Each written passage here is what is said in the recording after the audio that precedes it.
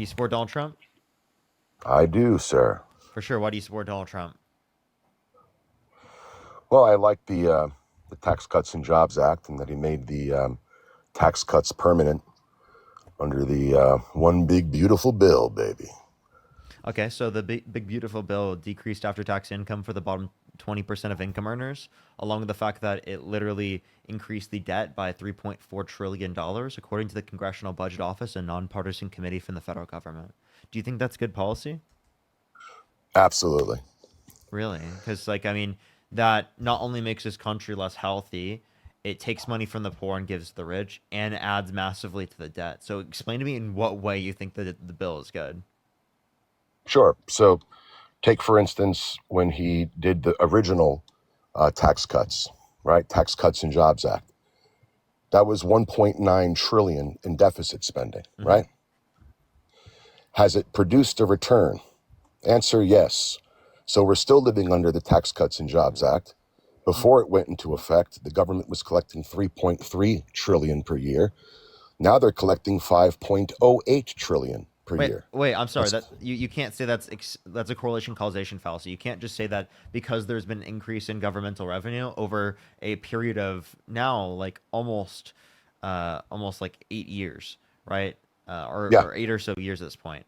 That is only because of the fact that it was the Tax Cuts and Jobs Act. it's not No, only. if it was the It's case that we had higher taxes like under Obama era, we would have even higher tax revenue. The idea that the Tax Cuts and Jobs Act led to an increase in tax revenue is actually preposterously wrong.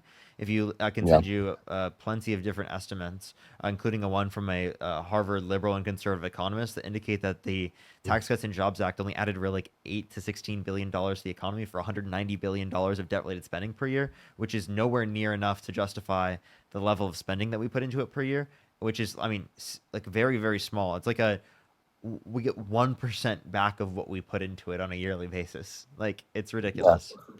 Well, I don't think the American family cares about what you just said. I think what they care about is their tax bracket went down. That's what they For care the about. bottom 20% of income earners, right? Their taxes are increased.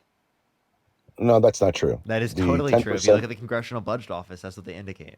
I don't have to look at the Congressional Budget Office. I can look at the IRS. After The, tax income decreases for the big beautiful bill. You have to look at the big beautiful bill, not just the Tax Cuts and Jobs Act. The big beautiful bill. well, the Tax Cuts and Jobs Act was made permanent in the One Big Beautiful Bill. Yeah, but that's not the only That's the bill aspect. that he basically That's not made the only permanent. aspect of the big beautiful bill.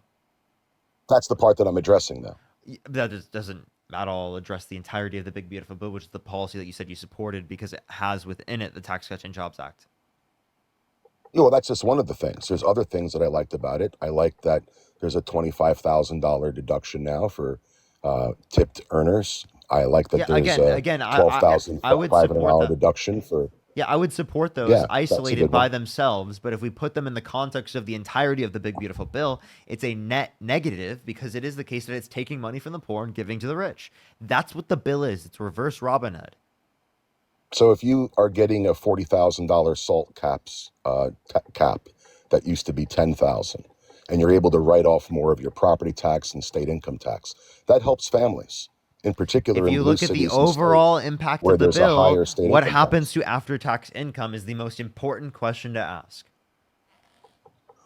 Yeah, but it did increase from 10,000 to 40,000. It is And a that means that people transfer of living in, wealth from the lowest of income earners in the United States to the highest of income earners disproportionately. Now, if you yeah, but how is specifically it would just want to do middle class tax cuts, I'm on board with you. Let's do middle class tax cuts. But what you're doing is a tax cut for the rich and wealthy, funded by literally stealing money from people who need it, from the but how are lowest you of income supporting earners that in the claim? United States and If benefits. the if all the income brackets went down for low income workers, middle income earners, and high income earners, if everybody's bracket went down, how are you saying that that is a transfer of The wealth from Congressional rich to Budget poor? Office indicated that for the bottom 20% of income earners, the bottom quintile, there's a reduction in the after tax income. That is literally saying that net increase, right, in taxes, right, according to the big beautiful bill. You lose money if you are in the bottom 20% of income earners. That is a fact that is in the bill, and the nonpartisan Congressional Budget Office indicated that. You can sit there and you can deny reality as much as you want, but the best So, estimates indicate that you're taking money from the poor and you're giving to the rich. And that's exactly right. what you're These doing. are And if these you from this? do you think that's electable policy, taking money Yeah, from the poor and giving to the rich? Because I tell you right now, but that people will think I that's don't wrong support that. unless they're incredibly selfish. Okay. So the same economists that you're quoting right now are probably the same economists that you quoted when we heard that tariffs would be so inflationary. And here Yeah, we they are, we've are. collected over $100 billion in tariffs. Inflation stands at 2.35%, which is actually down No, it's nearly a actually point no, from where it was this no, time last year no. at Wait, so hold on, hold 3.27%. on. Let's say It is no. right now. It is 2.5%. That's one thing. Two is it Okay, relates, it's 2.35. or actually Incorrect. It's 2.7. 2.3. It's 2.7. Sorry, I apologize. It's It's 2.7. 2.35. It's What numbers are 2.7. they from? The Bureau of Labor Statistics. Okay, the ones that I just saw were 2.35. Well, it's Either 2.7. way, either way, this month last year under Biden, it was 3.27. Wait, that has nothing So to do with and what did the so Biden-Harris whether it's administration? What 2.5 did the or Biden? Wait, 2.7, it's still down. what did the Biden-Harris administration do to cause inflation? That's not what I'm saying. I'm saying inflation is You down couldn't from answer this that. time So last year. let's acknowledge this, right? Inflation is absolutely caused by tariffs, and that is the whole basis of how they impact the markets. I'll explain why. Do you think that tariffs So increase? why are we not Listen, seeing that in the inflation listen. data? I want you to listen, and I'll explain it to you. Do you think that tariffs increase domestic production? Did they increase domestic production? Yes. No, I wouldn't suggest that. No. No, I think what tariffs ultimately do is it makes our trading partners, right, have to pay. And if you think that they're just going to pass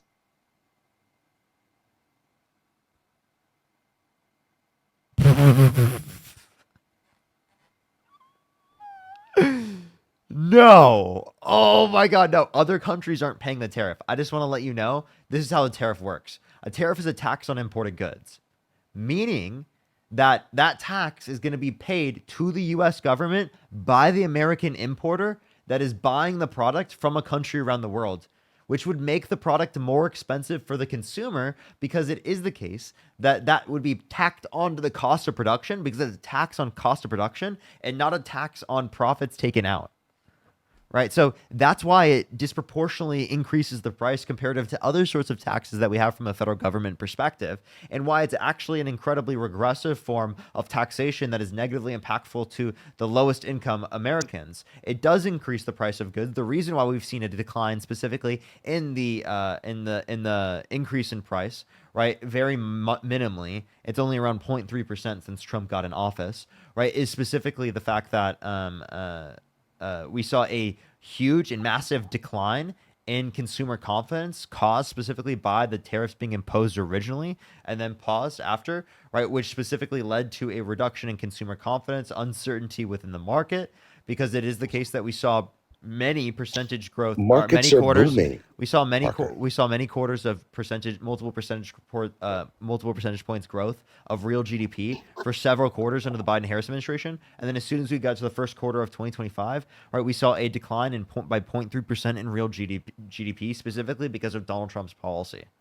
So Okay. Donald Trump's policy led to a reduction in consumer confidence, which limited the effect on demand, which then led to a reduction in the price of consumer goods. Right, not a reduction in the price of consumer goods, a reduction in the increase in the price of consumer goods.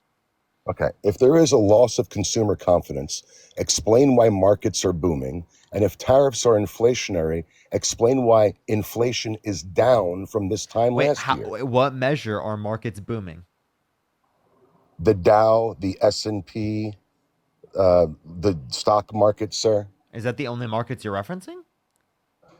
I'm referencing that if consumer confidence is low, that typically has a market effect, which it It did. has It did. The not. markets were in a horrible situation prior because of the tariffs Were being past implemented, tense and from jitters in the only beginning increased of because Donald tariffs. Trump took away the tariffs. If Donald Trump kept the No, the tariffs imposed, that would 10% have blanketed negatively impacted in tariff the was, long run. Parker, you're spreading So misinformation. we were in The a better 10% circumstance. We blanketed were, tariff has if it been is the case around that Donald since Trump never, February. if Donald Trump never imposed the tariffs in the very first place, we'd be in a better circumstance in terms of the different market conditions, especially in terms of the stock market. So try again. Parker, you're instead of just debating, you're like reading and muting me. I'm Okay. not. What am I The, reading?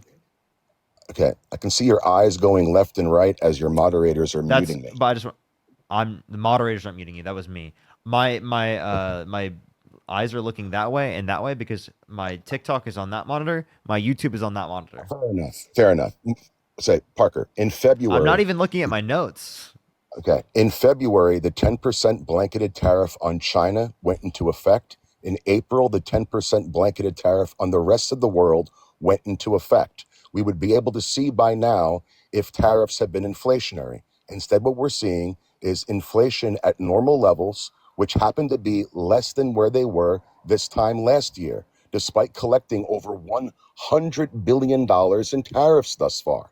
I know that you're upset that tariffs haven't tanked the market yet, so you can get a win. But you should be happy They that literally the did tank American the government market. has collected $100 billion, This that guy has markets are short-term memory booming, loss, and dude. inflation is low. Bro, you have Parker memory, right? Literally, this is absolutely ridiculous, right? You can't sit there and forget the fact that tariffs literally did lead to markets, right, being destroyed, and then until Donald Trump paused them. The 10% blanketed tariff has never been paused. What he did put a moratorium on was the more crushing tariffs that he was threatening before he went into negotiations with these foreign trading partners. I But wait, the 10% blanketed tariff on China has been in place since February, and the 10% blanketed tariff on the rest of the world has been in place since April. And no, it has not been inflationary. We've yes, it is. collected over By $100 billion definition, in tariffs are tariffs. inflationary. Okay, By but by by definition, we're definition, not they're seeing it in the inflationary. inflation rate, sir. Yeah. So Inflation's down from again, this time last year. so you understand that doesn't mean that we're not seeing an increase in prices comparative to what we would have seen otherwise. It was a trend down in terms of inflation because of how the Fed was responding to the certain conditions. Why was inflation up? Because of supply chain issues relating to the pandemic. So what you're not understanding is context of the economy and understanding how that can impact the level of pricing. Why is it the case that we are seeing, right, the particular level of inflation that we are right now comparative to what we would have saw if the Biden-Harris administration was in office? Well, we're seeing that because of the imposition of tariffs, right? And there are various factors that are impacting this. There's the negative impact on consumer confidence, which is putting downward pressure on aggregate demand, and there is the upward pressure on prices, specifically from a cost push perspective, in terms of the tariffs. Okay, Parker, inflation has been between 2 and 3% is considered normal levels of I inflation. understand. This isn't an inflationary period. An He's not inflationary listening. period because Wait, of what is a tariff? I want you to tell me what a tariff is. I want you to tell me how it operates. I explained it to you at this point. I want you to describe to me back what a tariff is. okay. A tariff is essentially a tax on a trading partner for the wholesale cost of their good. It's Who not pays the profit tax? based. If it costs, the tariff is initially paid by the trading partner to the government. No. That then can inflate the price of the product so long as that trading partner doesn't want to lose US market share. They will often lower. No, you don't know what a tariff is. I literally described to you what a tariff is, and you still don't know what it is. So, who pays the tariff? It's going to be the American importing business who pays the tariff. The only way that the businesses from other countries around the world will be negatively impacted is because they will lose business because their goods will be more expensive within the context of our country, therefore lowering the demand of from Americans on their specific goods because they're now more expensive from an American No, consumer lowering their perspective. price so they don't lose market share. That's what you're missing. They'll lower their price so they don't So, lose market share. yeah, The worst thing that that would can be if happen to it's them that would be is if they it's get priced out of the US market. that would be if it's profitable for them to do that. But oftentimes it's not profitable within plenty of markets, and oftentimes this will lead to an increase in the cost of goods, You, even from you guys were talking about hold price up, gouging hold under up. Let me please C-19. explain. Let's take some of that gouge money and have them lower their prices so they don't lose US market share. Parker, look, I agree with you. Tariffs could be inflationary. It's definitely a gamble. I'm No, no, saying no, no, so no. far they Within the haven't nature been. of it, they are right. And I explained Yeah, exactly why they are, and you and didn't I even know who understand was that part paying of the it. tariff. Yeah, I'm not trying to win a debate. All I'm suggesting to you is I'm thankful that right now By the way, well, inflation I'm is not trying to between. win a debate right now. What I'm trying to do is explain to you from someone who does understand how tariffs work because I literally studied them in school. I'm explaining to Yeah, you because I have the understanding of it. And because there's a lot of misconceptions about how tariffs function, and specifically Trump supporters think that other countries are paying the tariff. No, the American importing business is paying it, and they're passing it down to the consumer because it's a tax on the cost of Okay. production and not a tax on them in terms of profits, like what they're taking So out. do you believe that our foreign trading partners were also price gouging under C-19? Because if you Yes. do, then that Wait, would there was suggest there there's was enough. price gouging from Okay. a bunch of companies All around right. the So world, that would including suggest. Let domestic, me land my plane. Let disproportionately me from land my plane. domestic big large Okay. companies I'll let that would profit off of there being specifically tariffs I'll land imposed and my reduce plane. competition from a global perspective. Okay, so I'll land my plane. The idea is if they've been gouging, that means they have enough profit margin to be able to reduce their prices, essentially absorbing the tariff so they don't lose US market share. And seeing an inflation rate between 2 and 3%, And which how is could they within absorb normal it? levels, suggests to me that Wait, that's what answer they this did. question. How could they absorb that cost? They would have to decrease costs within the cost of production from other ways, right? It's not going to just be from the point of quote unquote price gouging. There's actually less price gouging on a global perspective, specifically when it comes to like goods being sent to the United States comparative to like what there was domestically with large companies in the United States because of the level of competition. So why There's a would you greater level of suggest that? competition from a global perspective. Okay, so do you agree that in between a 2 and 3% inflation rate is typically historically normal for inflation? Yes, it is historically normal, but that doesn't mean that there isn't upward Okay. pressure on prices specifically from the tariffs, which is then So you're imposing predicting then that in which the is then future imposing it'll be conditions where the inflationary. Federal Reserve is not mitigating the interest rates as much as they would have otherwise, therefore making it more expensive for many of people in terms of their mortgages, especially if they don't have a fixed rate of mortgage. Well, Powell won't be around for long, so we don't have to worry Wait, about wait, that. But who put Powell in office in the very first place? yeah, sometimes I fire people at my business. I do it all the time. But If they're not working out, I fire who them. appointed them? Yeah, it doesn't matter. Trump absolutely fires people from his own And it's not administration, Jerome which, by Powell the way, that doesn't shows a know what he's level of doing. It's accountability Donald that I Trump that does appreciate. not know what he's doing. Jerome Powell knows so much more about the economy than Donald Trump does. Are you kidding me? Then why isn't Jerome Powell a multi-billionaire if Right, he's because he so didn't shrewd inherit 400 economically? billion. He didn't inherit $400 million accounting inflation from his dad. Oh, yeah, okay, And dude. by the way, His father wasn't worth that kind of coin, bro. understanding how the economy functions doesn't necessitate that you make a ton of money. You understand that But can't we economists. just Whoa. look? You All understand I'm that gonna. I don't want to get into like economists how aren't always Donald the Trump most got his rich money. people, yet they understand the economy. I got an I don't want economics to get into degree, how he right, made and his I money. But understand the economy, but that doesn't mean I'm a multi-billionaire. yeah, Parker, all I'm suggesting to you is inflation is within normal levels, and we have $100 billion in our coffers with inflation at Wait, normal but levels and we markets can't booming. decrease the That's a good. interest That's good rate. news, Parker. We You're an can't American. It's wait. good news. Oh yeah, no. So we can't decrease the interest rate specifically because it is the case that there is upward pressure on prices specifically from things like tariffs or the threat of tariffs being in place because Donald Trump's protectionist tariff policy. If there's upward pressure on prices, there's no reason to have Also, high I just want to interest rates. I do want to High know as well, and this is a prices. point that someone put in chat. Inflation also does lag. There's lagging indicators for inflation, Yeah, not February and April. Those goods are in market already. But all I'm going to tell you is that depending if on there the is industry. upward pressure on prices, the Fed typically increases rates when prices and interest rates are low, and it makes consumer spending go up. If prices are high, okay, there's no reason to keep interest rates also high. If prices are high, that makes it hard for consumers to buy major goods. So why would you keep interest rates high as well? Okay, interest Wait, rates are typically designed to stop market buyouts, to stop people from aggressively buying in a particular market. No, So no, if no, no, money's cheap, no, no, it makes no, it easier no, to no, make no, big no, purchases, no, right? no, no, no. No, okay, so You mean no, no, no, no, no. That's exactly how it works. there's a dual mandate from a Federal Reserve perspective where they want to sustain maximum employment or full employment, either or. You can use either or for in terms of how you define it, right? Or and price stability.